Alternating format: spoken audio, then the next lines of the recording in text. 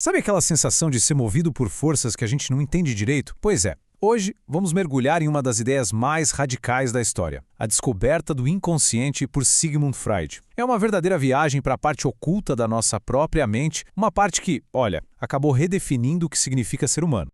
Para a gente desvendar esse tema, vamos basicamente seguir os passos do próprio Freud. Primeiro, a gente vai ver como ele chegou nessa descoberta que foi, surpreendente. Depois, vamos explorar os mapas que ele criou para essa paisagem mental nova.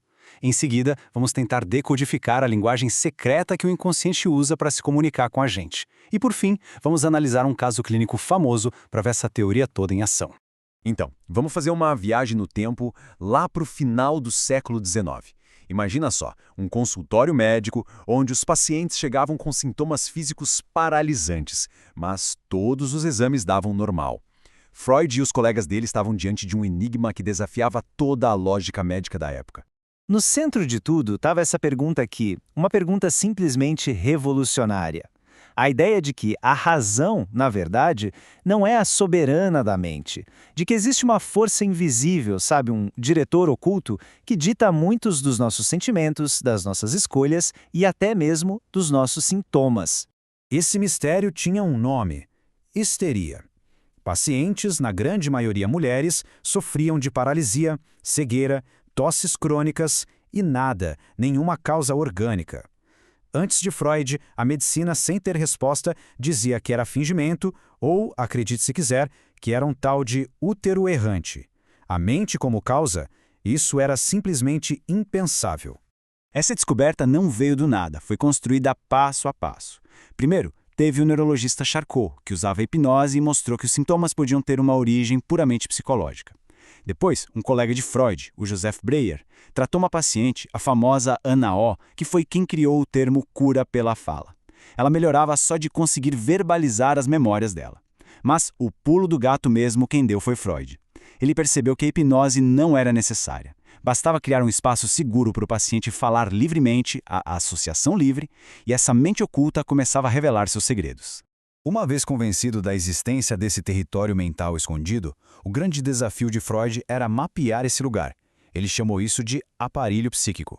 E o impacto dessa ideia foi sísmico. É comparado às revoluções de Copérnico e Darwin. Freud deu o que seria o terceiro grande golpe no narcisismo humano. Ele basicamente nos disse que a razão, nosso maior orgulho, não estava no controle total da nossa própria casa mental. O primeiro mapa de Freud é talvez a analogia mais famosa dele, a mente como um iceberg. A pequena ponta que a gente vê fora d'água é o nosso consciente, aquilo que a gente percebe agora. Logo abaixo da superfície está o pré-consciente, são memórias que a gente consegue acessar com facilidade. Mas a parte gigante, a base submersa que comanda o iceberg todo, esse é o inconsciente. Só que Freud percebeu que um mapa estático não era suficiente. A mente não é feita só de lugares, mas de forças que estão em uma batalha constante. Em 1923, ele aprimorou o modelo dele, criando um mapa muito mais dinâmico desse conflito psíquico. Esse novo mapa revela três grandes protagonistas. Primeiro, o id, que é o nosso lado mais primitivo, funcionando pelo princípio do prazer. Pensa nele como uma criança mimada que quer tudo e quer agora. Depois vem o superego, a nossa consciência moral, aquele juiz bem severo que carrega as regras e os deverias da sociedade e que gera culpa.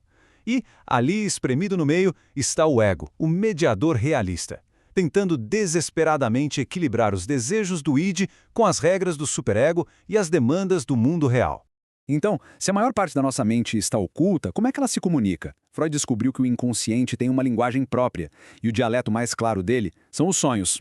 Para Freud, o sonho era nada menos do que a estrada real para o inconsciente. E ele fez uma afirmação bem ousada. Todo sonho, por mais bizarro ou angustiante que pareça, representa a realização disfarçada de um desejo. Uma mensagem em código, esperando para ser decifrada.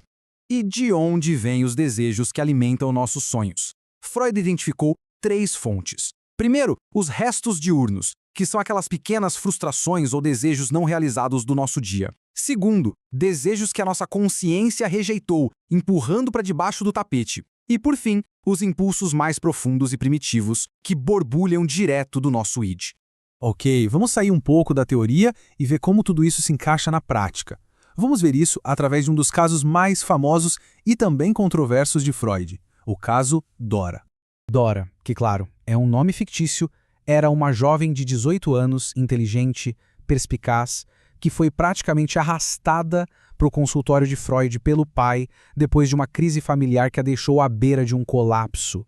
Os sintomas dela eram um livro de regras da histeria, uma tosse nervosa que não parava, perda súbita da voz, um desânimo profundo e, o mais alarmante, uma carta de despedida que a família viu como uma ameaça de suicídio. O corpo dela estava falando o que a mente não conseguia dizer. Durante a análise, que foi curta, um sonho que se repetia se tornou a peça central do quebra-cabeça. Dora sonhava com essa cena. Para Freud, isso não era um sonho qualquer, era a chave para decifrar todo o conflito dela. A interpretação de Freud foi ousada e, olha, até hoje é polêmica. Ele viu o perigo do fogo como um símbolo da paixão ardente, do perigo sexual.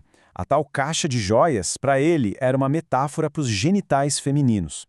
Então, o sonho revelaria o conflito central de Dora, um desejo inconsciente reprimido pelo pai que ela não conseguia admitir para si mesma. A recusa do pai em salvar a caixa simbolizaria a rejeição desse desejo. O caso de Dora, mesmo tendo sido interrompido, meio que resume o legado de Freud.